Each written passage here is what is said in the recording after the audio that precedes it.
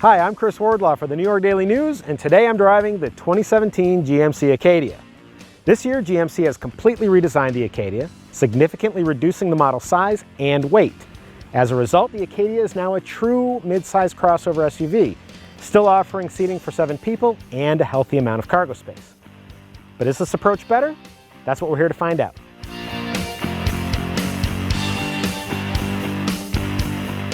My test vehicle is the Acadia SLT, equipped with nothing extra except for navigation and extra cost metallic paint. That's right, unless you're getting your Acadia in refrigerator white, you get to pay extra for paint. Anyway, the price came to just over $40,000. The Acadia looks good in a bland sort of way.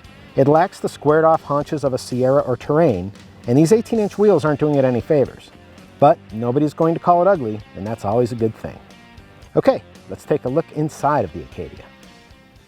My test vehicle's interior is brown and gray, which in my opinion are two colors that should never be mixed together. Black and gray, fine. Brown and beige, no problem. But this, no thanks. Now, colors aside, the Acadia is delightfully easy to use. It's equipped with knobs and buttons and switches that are located exactly where you expect to find them. Now, both the driver information display and the IntelliLink infotainment system feature intuitive menus and operation. My only recommendation would be that GMC add a dashboard map button, maybe right in this location, to provide quick access to the navigation map. The front seats are comfortable, they're cushy, yet they're supportive, and the steering wheel is really pleasing to grip. Plus, GMC puts soft touch materials in all of the places you're likely to rest your arm or your elbow. When you get the Acadia SLT, second row captain's chairs are standard. You can replace them with a 3-person bench seat. They're comfortable enough and they sit on tracks that allow them to slide forward to help make extra space for people in the third row seat. Now, adults, especially if you're a larger person like me, are not going to want to ride in this third row seat. As you can see, the pass-through itself is pretty tight. There is enough space under this seat for me to tuck my size 13 foot, but then once the seat is reclined, as long as I've got my foot through the 2 captain's chairs, I'm happy enough. But legroom's tight, there's not a lot of support back here. You're not going to want to be back here for longer than, say, 15-20 minutes at the most, and I don't think that very many adults are going to be signing up for this seat assignment. The old Acadia was a lot bigger than this one, and it carried more cargo. But GMC does provide 12.8 cubic feet of cargo space behind the third row seat. Thanks to this cargo cutout right here, you can easily fit a compact folding stroller. If you fold these seats down, you've got 42 cubic feet, and that's enough space to go ahead and put at least 3, if not 4, full-size suitcases lined up behind the second row seat. Plus, you've got extra room back here for more of your stuff.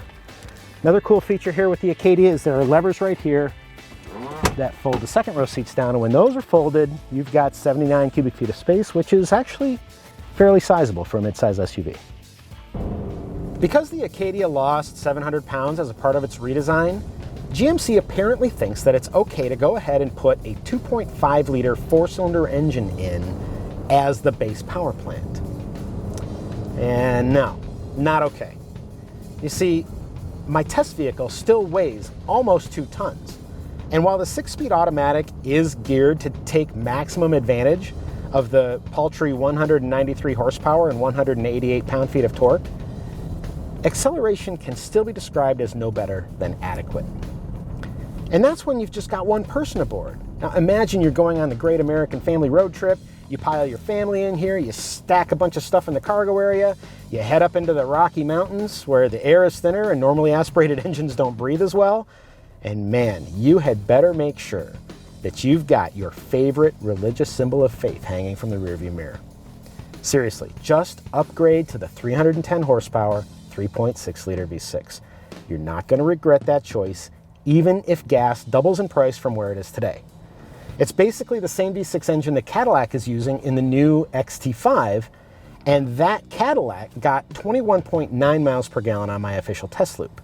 This 4-cylinder Acadia only got 21.6 miles per gallon, and they basically weigh the same. So why would that be? Well, out here in the real world where people actually drive, smaller engines tend to work harder than bigger engines do. And so even when you look at the EPA's official ratings for the Acadia, the 4-cylinder versus the V6, there's only a 2 mile per gallon difference in combined driving. This is supposed to get 23 miles per gallon, it got 21.6.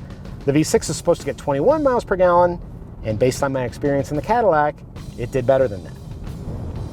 Now, perhaps unexpectedly, the GMC actually provides a softer and more compliant ride quality than does the Cadillac. But at the same time, the steering is a little lighter, it's a little looser, it's a little less certain on center, and the brake pedal feels a little mushier under my foot. Although, I will say this about the brakes. On a really hot testing day, they did a fantastic job of resisting fade.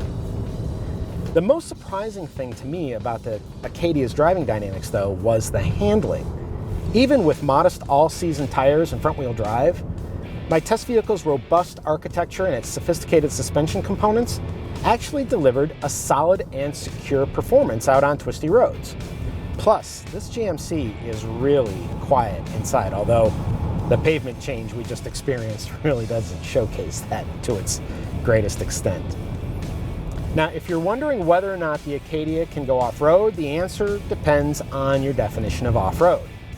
Minimum ground clearance measures 7.2 inches, and while there is an all-terrain option package that equips this vehicle with a special active twin-clutch all-wheel drive system and hill descent control, you're still going to want to avoid any trail that is strewn with rocks or ruts.